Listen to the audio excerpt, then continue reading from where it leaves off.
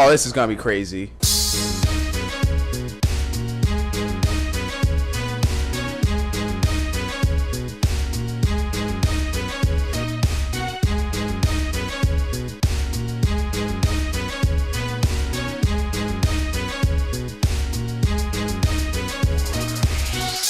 Okay, destroy the building.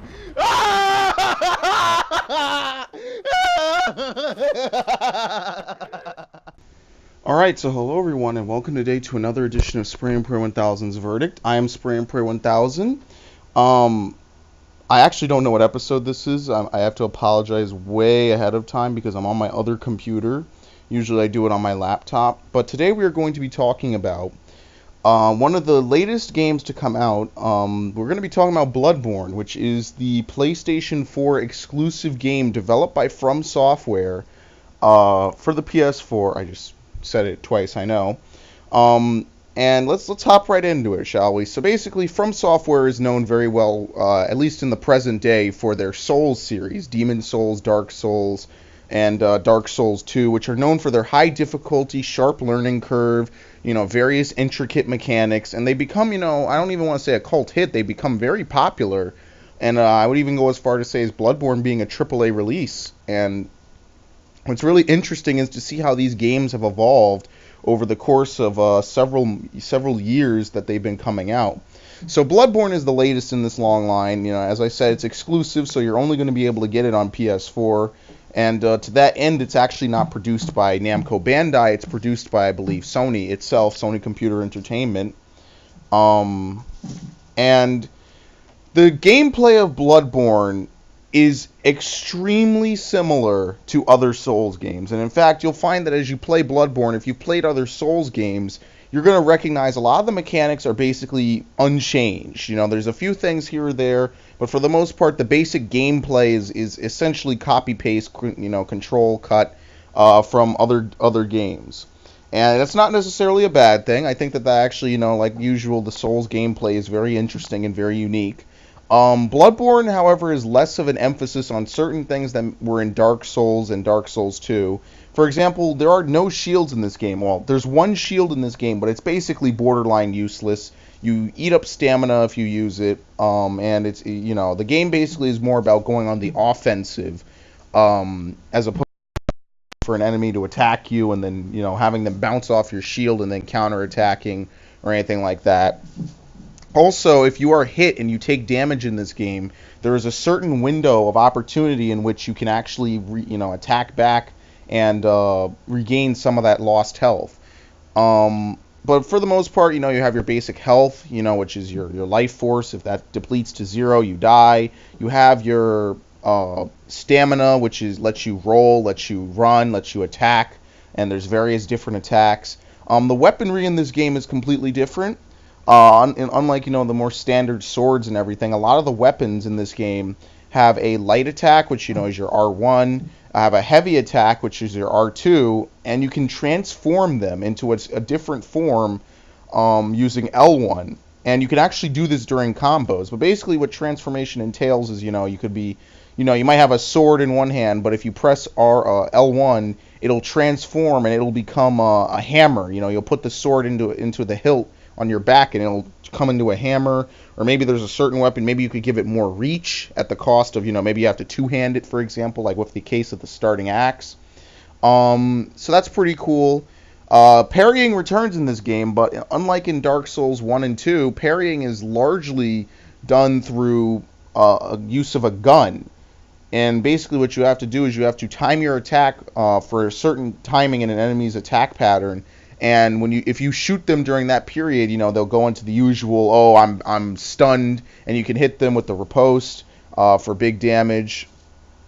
And the backstabbing is a bit different. You have to do charge attacks from behind, you holding R2.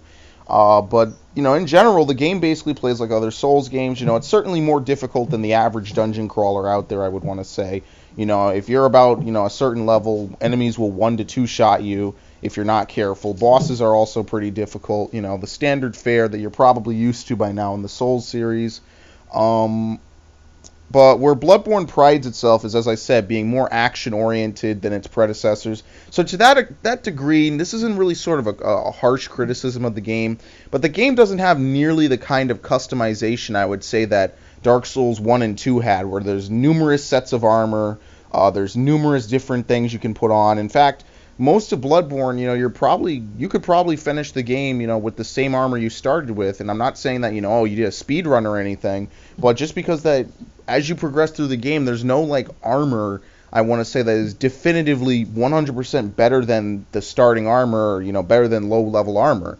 Really what you'll find is that, okay, maybe something you find at the beginning of the game has good defense, whatever. But as you progress through the game, maybe, you'll find something that has a good fire resistance, but at the cost of physical defense or something like that. You know what I mean? Like each gear that you find is usually good for like a certain stat, and usually that stat for that area. But yeah, this game certainly does the armor and the weapon customization. There's only like maybe I want to say maybe a dozen or so weapons in the game. That are easily accessible. There might be a couple of other ones that I didn't find that are a little harder to find, but it's not like, the Souls games where typically you have dozens upon dozens of different weapons that you can use and such. And I mean, each weapon is unique. I'm not saying that, weapons are duplicates or anything like that, but there's not nearly as many as there were in the other previous Souls games. But that's just, I'm just using the other Souls games as a benchmark, since they're very similar. Bloodborne, it's more of an ARPG, it's certainly action-oriented, way more so than I would say that it's an actual RPG. But it's still fun nonetheless. And in fact, I really have very few complaints about this game, major complaints, and I'll get to them in a minute. The graphics of this game look breathtaking, and just not even just the cutscenes, but the graphics, just the way that this game, the presentation of it, the music, the graphics look really good. And I really, as a PlayStation exclusive, it's good to see that, the exclusives are typically, this good, this well done. The Order apparently having some of the best graphics ever for a video game, although that's debatable, at least for a console game. The story is kind of like other Souls games. The story is not explicitly stated to you, other than like a minor cutscene in the beginning. The story is actually rather told through item descriptions and, various other things, like characters will hint at stuff. And that's sort of, the typical From thing to do with their games. The story, it's not like they're going to have a cutscene that overly elaborates a lot of it. I mean, sure, there's a couple of cutscenes in there, but most of them are silent. Most of them are like, oh, you pulled a switch, now this bridge will raise up or something like that. No major plot exposition, except for maybe a few different areas might give you some. And I do think that the story is pretty interesting. You play as a hunter. On the night where beasts are running rampant, as your duty to go out and slay them. But, before long, you begin to find out that there's other forces at play. Certainly not everything is correct. And, it gets way more complicated from therein. And, I mean, people are still figuring out various bits about the story. But, I mean, it's certainly interesting that, it's not explicitly stated up front. I'll definitely say the story is better than Dark Souls 2. And it's certainly worth looking into and immersing yourself in. Now, the negatives about this game are pretty terrible where they're bad, but not absolutely garbage.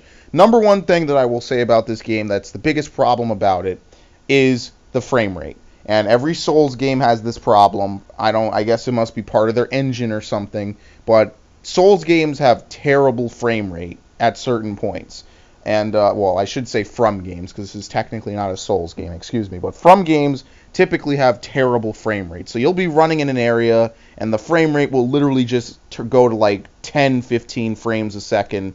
And that really, really is not helpful, especially if, say, you're fighting a boss, or if you're fighting multiple enemies you need to keep track of. Because, of course, one mistake could lead to instant death from being comboed and stun-locked.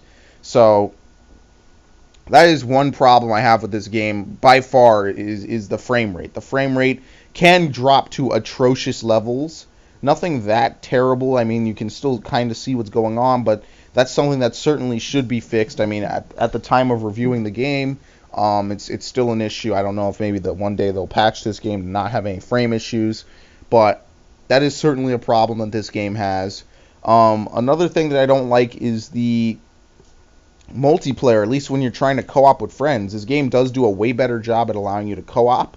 You can set passwords so you can only be joined by your friends. I feel that, though, for more intents and purposes, if you're allowed to set a password, meaning that only your friends can join you, what they should do is just simply let you invite your friends. I mean, I don't. Why would they let you set a password that basically no one else is going to get, but then not let you just simply invite the people you're trying to get? And at some points, the game will actually struggle to find your friend, even if you just finished an area, you walked 5 feet and invited them again.